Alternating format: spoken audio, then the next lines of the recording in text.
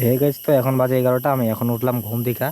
তো দেখতেই তো পাচ্ছ আমার একদম মুখটু কীরকম হয়ে গেছে ঘুমাইতে ঘুমাইতে। তো আমি গাইস সকাল 5টার দিকে উঠছিলাম, উঠে গেছিলাম বাজারে নিশিগঞ্জ। তো নিশিগঞ্জ বাজার থেকে আনছিলাম মাছ, আইনা বাবাকে শিলডাঙ্গাতে নামায় দিয়ে আমি 7টার দিকে চলে আসছি বাড়িতে।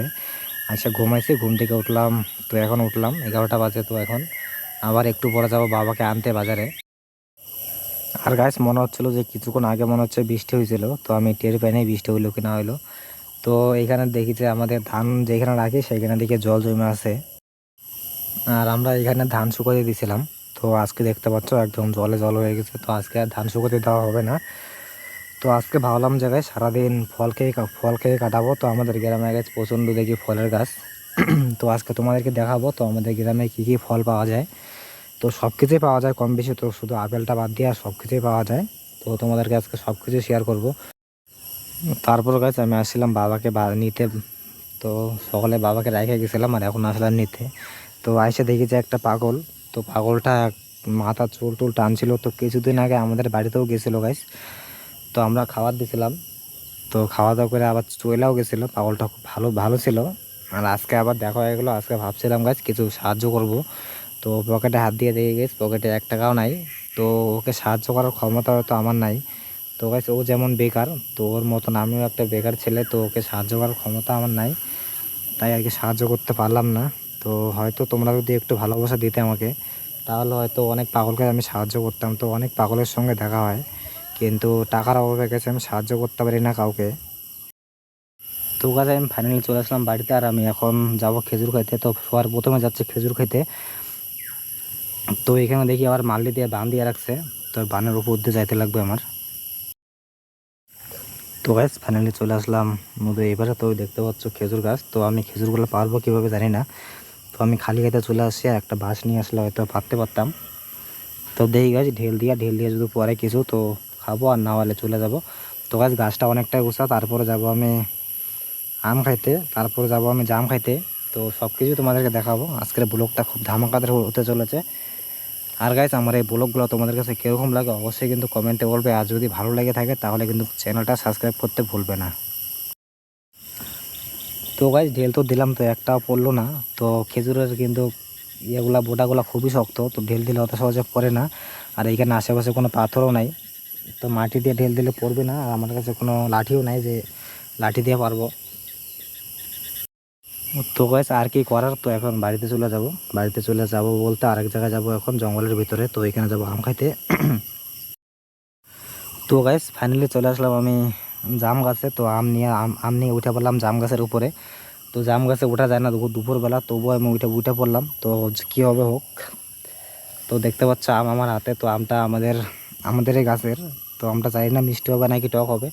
তো আমগুলোতে গাছ পোকা থাকে, তো এই আমটাতে পোকা আছে কি নেই জানি না। তো ভালো দিকে পায়রা নিয়ে আসলাম। তো গাছ নিচে হচ্ছে জল, তো মোবাইলটা যদি নিচে পড়ে যায় তাহলে আবার গন্ডগোল। তো আমি এখন আসি জাম গাছের উপরে, আর নিচে কিন্তু জলে ভর্তি। তো দেখতে তো পাচ্ছ নিচে জল। তো মোবাইল পড়ে গেলে একদম সব শেষ হয়ে যাবে আমার। আর গাইস আমটা মনে হচ্ছে মিষ্টি হবে। তো ছুইলে আর কেউ বুঝতে পারছে যে মিষ্টি মিষ্টি হবে। তো আমাদের কাছে আম তো এবারে প্রথম হইলো এই আমটা। তো আমাদের বাড়িতে অনেক কয়টা আম গাছ আছে গাছ। তো 6-7টার মতো আম গাছ হবে।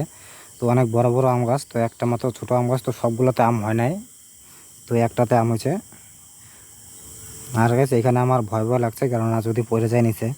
আর এক হাতে হচ্ছে মোবাইল, আরেক হাতে আম খাচ্ছে গাছে হেলান দিয়া। আর গাছ পিছনে দেখতে পাচ্ছ যে আমার যে ঠেলটা আছে গাছটা, সেই ঠেলটা একদম ভেঙে গেছে। তার জন্য আর কি ওইদিকে যাইতে পারছি না। ওইদিকে গেলেও তো ভালো করে বুঝতে পারতাম। মানে নিচে জল যদি ভাঙিয়ে পড়ে যায় তাহলে আমার মোবাইলটা ভিজা যাবে, আর তো কিছু হবে না। তো গাছ আমটা কিন্তু খুবই মিষ্টি। তো আমাদের গাছে আমে পোকা থাকে। তো এই আমটাতে এখনও পোকা পাইলাম না। তো পোকা আছে কি না জানি না। তো দেখে গেছি পুরোটা ছুলে যে পোকা থাকে কি না থাকে। আর গেছে এই যে হচ্ছে জাম। তো জামগুলা কিন্তু প্রায় ছোটো ছোটো, তো খাইতে কিন্তু খুবই মিষ্টি। তো জানি না এইবার কীরকম লাগবে। তো এই গাছের জাম এখন আমি খাইনি। তো এটা হচ্ছে ছোটো গাছ। তো এবার প্রথম জাম ধরলো। আরও গাছ আমাদের বড় বড় জাম গাছ আছে, আমাদের তো নাই। আমাদের যে জঙ্গলগুলো আছে আমাদের বাড়ির চারপাশে, তো সেই জঙ্গলগুলোতে বড় বড় জাম গাছ আছে, সেই জাম গাছগুলোতে ওঠা মুশকিল, তাই জামগুলো হচ্ছে বড় বড়, আর সেই গাছে উঠতেও পারবো না বেকার, তাই ছোটো গাছে আসলাম। তো একটা ঠেল ভেঙে নিয়ে আসলাম গাছ, জামগুলো কিন্তু খুবই মিষ্টি। তো একটা খায়া চেক করে দেখলাম। তো কীভাবে যে আসে গেছে, আমার কিন্তু পা পা একদম কাঁপাকাঁপি করছে, যদি একবার পড়ে যায় তাহলে একদম শেষ। তো অত একটা ভয় লাগতো না, কেননা নিচে হচ্ছে জল, যদি পড়ে যায় আমার মোবাইলটা যাবে, আর তো কিছু হবে না। তো জামগুলা এমনিতেই খুব মিষ্টি, কিন্তু বেশি বেশি করে খাইলে আর কি মুখটা কীরকম কসকস হয়ে যায়। তো বেশি খাবো না, কম খাবো। তো এমনিতে আমার সকাল থেকে অনেক অনেক কিছু খাইলাম, তো পেট একদম ভর্তি। তো অনেক কিছু খাইলাম, তো সব কিছু তোমাদেরকে শেয়ার করে নেই। তো আমাদের এদিকে আবার সব কিছু পাওয়া যায়, শুধু কী যেন বাদ দিয়ে, আপেল বাদ দিয়ে আর তাছাড়া সব কিছু পাওয়া যায়। তো কমলা পাওয়া যায়, লিচু পাওয়া যায়, মানে কম বেশি সব কিছুই পাওয়া যায়। তো আমাদের এদিকে যে বড় বড় জঙ্গলগুলো আছে, সেই জঙ্গলগুলোতে দুইটা একটা করে গাছ আছে, কাঁঠাল গাছ থাকে। তো মানুষ কি খাইতে খাইতে আর খাইতে পারে না, এরকম আর কি অবস্থা। তো যার যখন মন চায়, তো সে ইচ্ছা করলে যায় নিয়ে আসতে পারে। তো আমি আসলাম এখানে যে এগুলোর জানি নাম কি বলে, এগুলাতে আমরা তো বলি ডাউয়া, তো তোমরা কি বলো জানি না। তো ডাউয়া বলে চেনো কি না চেনো, দ্বারা ভাঙে গেছে দেখাচ্ছে। তো এটা হচ্ছে অনেকটা কাঠলের মতন, কাঠল আর কি যেরকম এরকম আর কি। এটার সাইজটা হচ্ছে ছোটো, আর ওইটার সাইজটা হচ্ছে, কাঠলের সাইজটা হচ্ছে একটু বড়।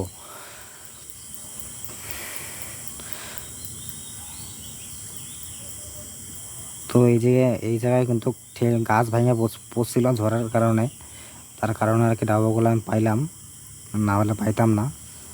তো অনেক মোটা গাছ। তো গতকালকে গাছ প্রচণ্ড কিন্তু ঝড় হয়েছে, তো তোমরা তো দেখছো আমার ভিডিওতে। আর গাছ এটা ভাঙছি আমি, আর এটা চিপলে কিন্তু গাছ কষ বেরোয়। তো কষ বলতে কি আঠা বেরোয়, কাঠলের যেরকম আঠা বেরোয়, এটা তো সেরকম আঠা আঠা বের হয়। তো অনেকটা হচ্ছে কাঠলের মতনই, কাঠলের যেরকম ভিতরে রোয়ার মতন থাকে, তার মধ্যে একটা বীজ থাকে, এটা একটা সেম একদম ওই রকম, কিন্তু খাইতেও অনেকটা এরকমই লাগে, কিন্তু এটা একটু টক টক লাগে। আর কাঠলটা শুধু মিষ্টি লাগে, কাঠলটা কোনো টক লাগে না। আর বেশি খাওয়া যাবে না গাইস, এগুলো বেশি খাইলে আর কি কী হয় বলো তো, জ্বর যদি শরীরে থাকে তাহলে জ্বর বেশি হয়ে যায়। আর আমার যেহেতু কয়েকদিন থেকে জ্বর, তাই আর কি বেশি খাবো না। তো একটাই মাত্র খাইলাম, খাই দেখাচ্ছি তোমাদেরকে। তো এই যে হচ্ছে ভিতরের মেন জিনিসটা, তো আমি পুরোটাই খাবো না, তো তোমাদেরকে দেখানোর জন্য আর কি ভাঙলাম। তো এগুলো হচ্ছে টক জিনিস, তো এগুলা আমি ওষুধ খাচ্ছি যেহেতু, তো ওষুধে কাজ করবে না। তারপর কাছে আমি আসলাম জাম্বুরা খাইতে, তো জাম্বুরা খাইতে এসে দেখে জাম্বুরাগুলো ছোটো ছোটো, তো এগুলো মনে হচ্ছে খাওয়া যাবে না। তো এখনও গাছ জাম্বুরা খাওয়ার সময় হয় নাই, তো আর কিছুদিন গেলে জাম্বুরা খাওয়ার সময় হবে, তো তার কিছুদিন পরে খাইতে পারবো।